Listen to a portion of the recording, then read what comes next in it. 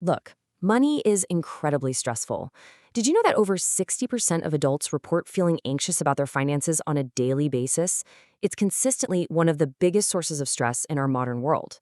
Well, today we're diving into this explainer to demystify a topic that honestly sounds pretty boring to most folks, but can absolutely change your life. Welcome to Mastering Your Money.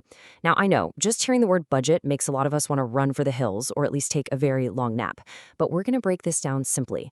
We are taking that source of stress and turning it into your absolute best tool for financial freedom. Let's get right into it.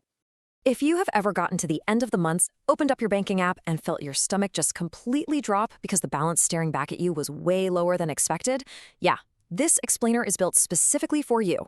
We've all been there. That frantic mental math kicks in. Wait, where did all my money go? Was my card hacked? Oh, nope. Actually, I just bought a ridiculous amount of takeout. The good news here? That feeling of total financial whiplash is 100% preventable. So, here is a quick roadmap for our explainer today. We're covering 5 simple, highly actionable steps. 1. Where did the money go? 2. Tracking income and expenses. 3. The 50-30-20 budgeting rule. 4. The starter emergency fund. And finally, 5. Take control of your money. Starting right off with Section 1, where did the money go? Understanding the true purpose of a budget. The very first thing we need to do is completely reframe what a budget actually is. Let go of all that anxiety around the word itself. A budget is just a plan for your money. It tells your dollars where to go instead of you wondering where they went. That's literally the whole shebang. People always think of a budget as this restrictive money diet where you can never have fun again. Actually, scratch that. It's the exact opposite. You are the CEO of your life, right?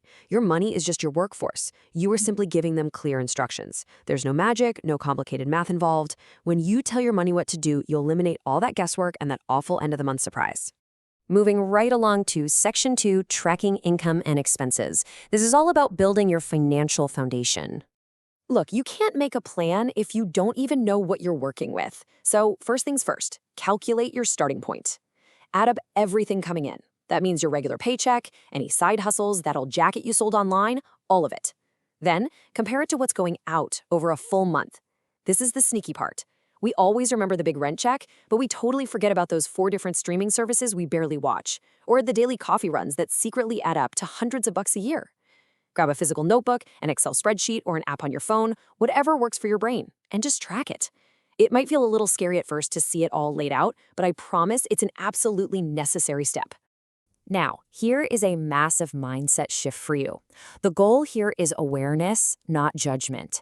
When you see how much you actually spend on coffee or realize you've been paying for a gym you haven't visited since 2019, do not beat yourself up. Seriously, shame is literally the #1 reason people abandon their budgets entirely. If looking at your spending makes you feel terrible, you're naturally going to stop looking. We're not doing guilt today. Treat this like a science experiment. You're just an observer collecting data to build a significantly better future. All right, Section 3, the 50-30-20 budgeting rule. This is our core framework for dividing your money. If you're looking at your tracked expenses and thinking, okay, but how do I actually divide this up? We've got a brilliantly simple formula. The 50-30-20 rule. Imagine your entire monthly income as one giant pie. Instead of stressing over how big each slice should be, this rule cleanly cuts the pie into 3 distinct categories. It takes all the emotional guesswork right out of the process and gives you a rock-solid target to aim for every single time you get paid.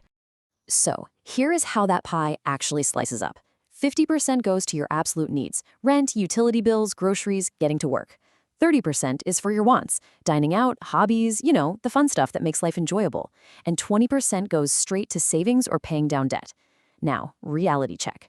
What if your rent alone eats up way more than 50% because you live in a crazy expensive city? That is super common.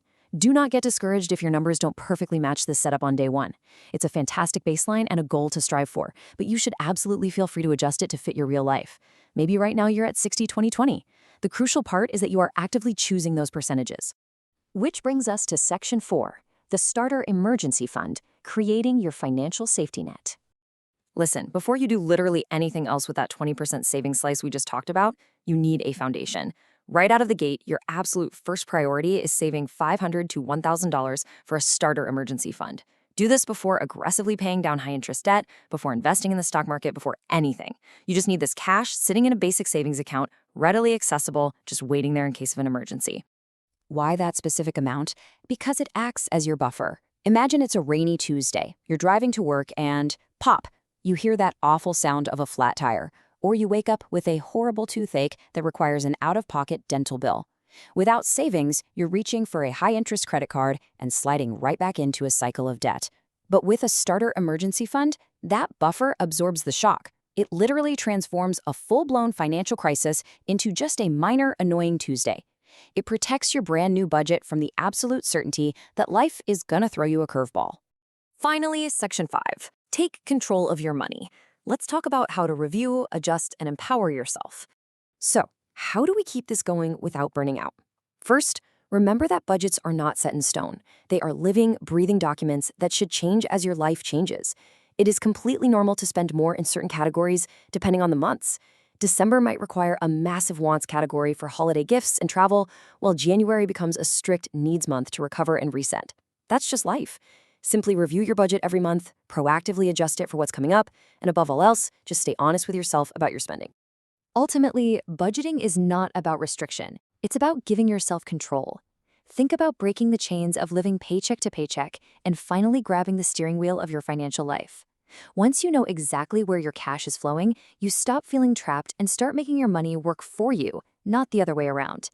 Think about it. When you decide in advance that you're going to spend a certain amount on going out with friends, you can actually enjoy that night out entirely guilt-free because you know that money is already accounted for.